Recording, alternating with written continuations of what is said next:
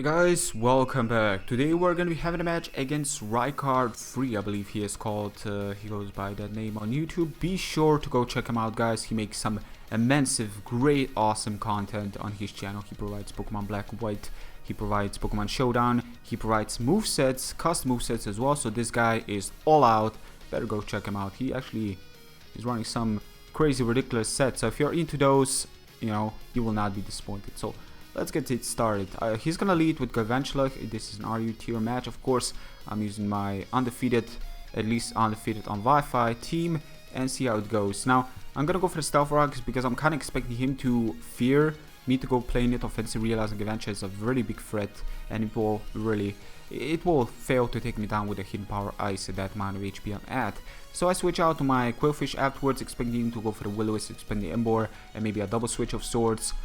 And at the same time, I was kind of fearing him having like a possibility of a sub punch because I don't face Dusknors every day. So I'm kind of thinking like most of them I do tend to face. I feel like Will-O-Wisp is way too obvious and they may just run something like that. But he goes for Earthquake, crits my Quillfish unfortunately, and that's gonna make it useless. I didn't Pain Split directly on the Ghost because I was thinking it doesn't work.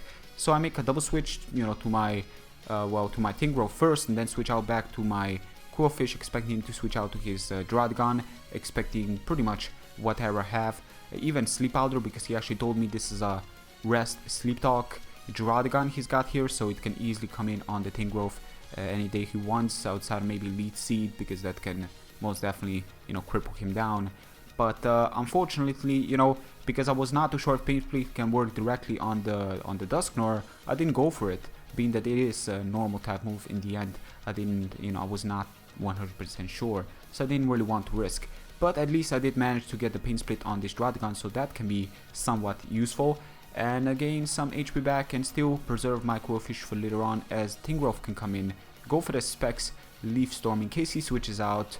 Or, I could have go for the Focus Blast, but the way I can miss with that move, plus considering this is a truly powerful move to go for, it does a lot of damage, and that was no exception there. Now, Dragon Tail gets a crit, does a lot of damage, but unfortunately that crit will not matter in the long run because Regenerate is most likely gonna recover most of it.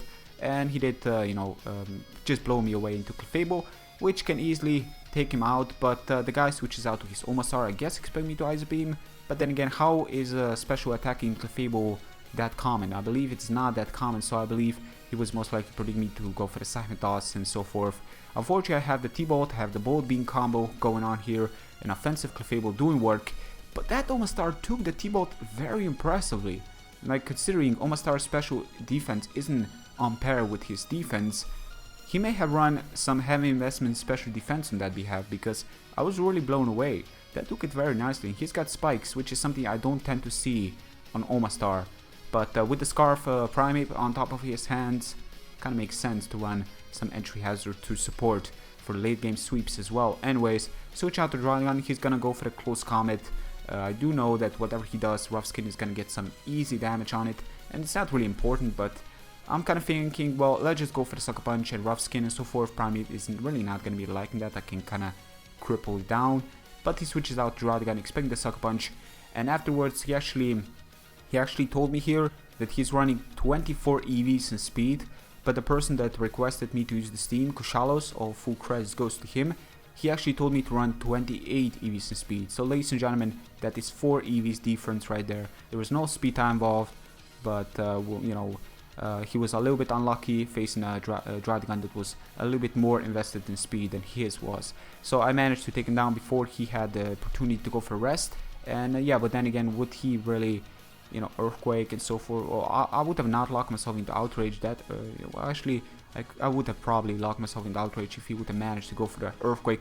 But whatever the case, Quillfish, Death Fodder, but at least I can switch out to something more appropriate. In this case, Tingrowth can easily sponge his moves for days, even a Specs one, because Tingrowth does have some immense defense our way and some heavy investment in speed as well, which is kind of weird, but yeah, actually it kind of makes sense because there are a couple of Pokemon that Tingrowth wants to outspeed, and it's all about that speed, even on the defensive Pokemon at some point. Still, Leaf Storm, it's gonna be a 2-shot on the Dusknor. Everything on his team is gonna be 2-shotted. Even this Pokemon would have not appreciated taking a minus special attack, Leaf Storm after that, and with Stealth Rock damage he would have probably not really gonna be planning on doing such a move. So he had his Dusknoir to be at that far in that particular moment of time. I did easily outspeed him and afterwards switch out to Draudigan, but he goes for the Volt Switch, which is gonna make him gain some more Stealth Rock damage as he switches in, but he knows that he needs to preserve that Pokemon. The reason I switch out to Draudigan is to be at that far to see what kind of move he's gonna go for. Plus I was kind of thinking that he is Scarf. I don't know why I was thinking he is Scarf this whole time, but this Sceptile on the other hand, I see him being lefties, which you know, easily confirms he's a sub-seed Sceptile, which I don't face that often. And I can switch out to my Clefable to absorb with Magikarp. It's gonna be totally immune to the sub-seed, and on top of it all I can easily sponge a heavy damage against something that comes in afterwards. Primeape unfortunately is gonna get critted, it's easily gonna take him down, and I'm gonna go back to my Draudigan, which would have probably been my previous move if I would have not gotten crit on that Primeape of his, because one Ice Beam, you know, on stab and so forth, even with Life Orb, would have most likely failed taking out the Primeape out of the way, but luckily it didn't come down to that. Now this thing comes in, it does take down my Draudigan afterwards. I kind of decide, okay, Draudigan is going to be a Death Heart now, and just in case he is Scarf, like for some reason he is truly Scarf, I don't want to go directly to my Emboar, because Thunder is going to hit a lot, you know, for a heavy amount of damage, and then I don't want to have like a Tingrowth against that Sceptile of his. So what I decide is to play it safe, switch out to my Tingrowth to see if he's Expert Belt. He does show me he's got Bug Buzz, so he is Expert Belt, but that does give me an open area to go Rampage on his last two remainings. His Gavantia is gonna get easily outspeeded with Flare Blitz, and his Sceptile is gonna get easily outspeeded as well, because this one is running Jolly Nature. So that's gonna be the game for today. That was a match against Rykard, a good game. That was a pretty enjoyable match. Funny fact is that we actually had a match on Showdown just that same day.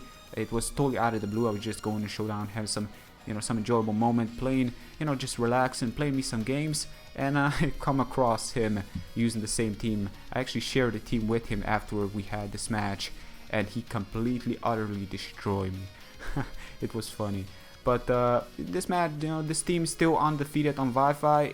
The same really cannot be said about Showdown, but yeah. Hope you guys have enjoyed. Be sure to go check them out, guys. You will not be disappointed. You will see. Anyways, if you enjoyed the match, feel free to like this video. Thank you very much for your continued support. And until next time, take care. Peace.